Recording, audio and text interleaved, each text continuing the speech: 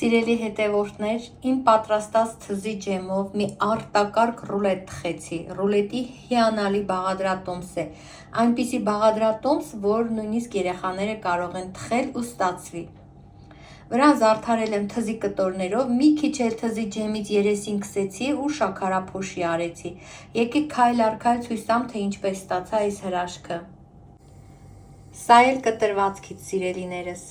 Թզի կտորները դրեցի կտրվածքի արանքներում, որպեսզի իր թարմությամբ էլ ավելի համեղ դարձնի մեր ռուլետը։ Սիրելի հետևորդներ, հիմա կասեք ինչու եմ շարունակ խոսում հատկապես թզի ջեմից ցույց տալիս,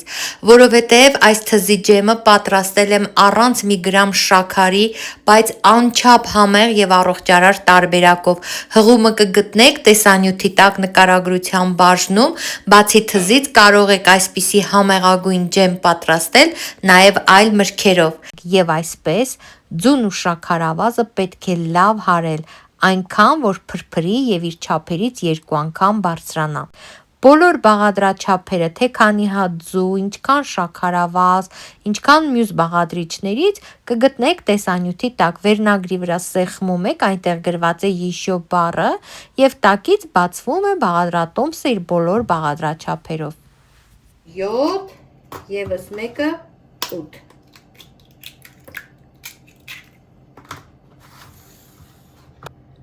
Ավելացնում եմ 1 բաժակ շաքարավազ եւ հարում այնքան, որ դառնա փրփրուն մեծ զանգված։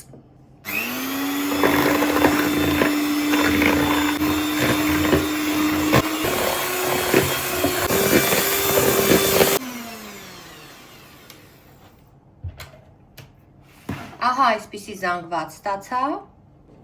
Զանգվածին ավելացնում եմ 1 բաժակ մաղած ալյուր եւ կրկին հարում։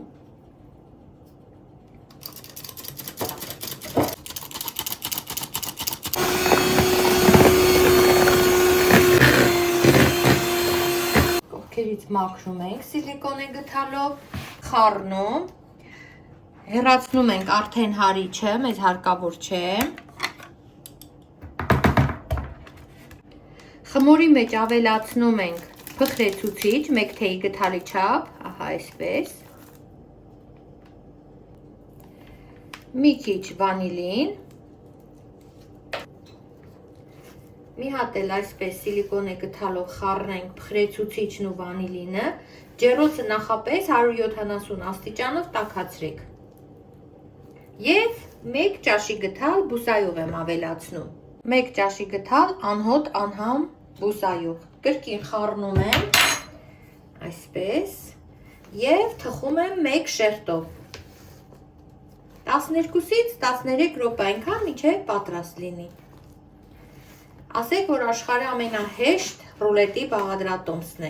Հիմա լցնեմ ջեռոցի թիթեղի մեջ, որի վրա դնում ենք յուղաթուղթ։ Ավելացնում ենք խմորը եւ թխում, ինչպես ասացի։ Թխում ենք 170 ջերմաստիճանով։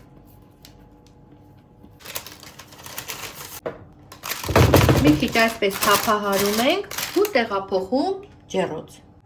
Ռուլետը թխված է, սիրելիներ, հիմա կշրջեմ, իսկույն կփաթաթեմ, որպեսզի իր ձևը պահպանի, կթողնեմ մի քիչ զարչի։ 1 այլ յուղաթուղթ եմ փռում երեսին, շրջում եմ, այսպես։ Պոկում ենք յուղաթուղթը տակից եւ ռուլետը ահա այսպես փաթաթում, հենց յուղաթղթով, այսպես։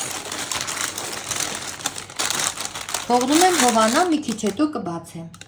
Ռուլետը փաթաթեցի յուղաթղթով, այսպես կմնա, իր ձևը կընդունի, կբացեմ, իմ պատրաստած թզի ջեմով կլցոնեմ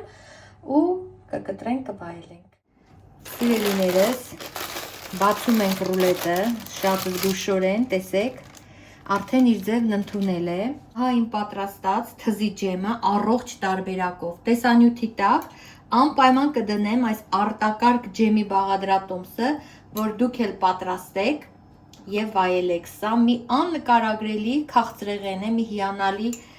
հաճելի ջեմ,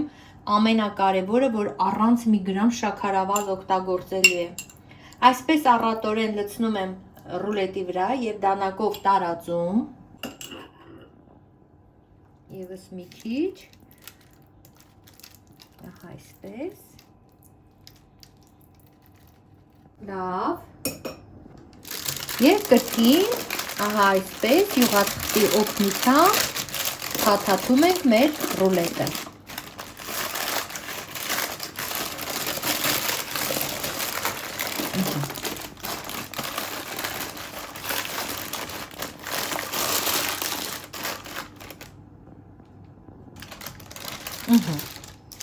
Դեք ինչ լավ ստացվեց, տեղափոխում ենք սկահակի մեջ,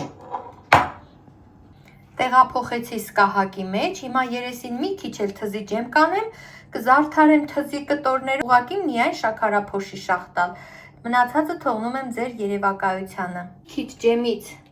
բարակ շերտով քսեցի ռուլետի երեսին, որպեսզի թզի կտորները կպնեն, ամրանան, ու այսպես պատում եմ շաքարափոշով, թողնում եմ խմորեղենը հանգստանա ու մենք վայելում ենք։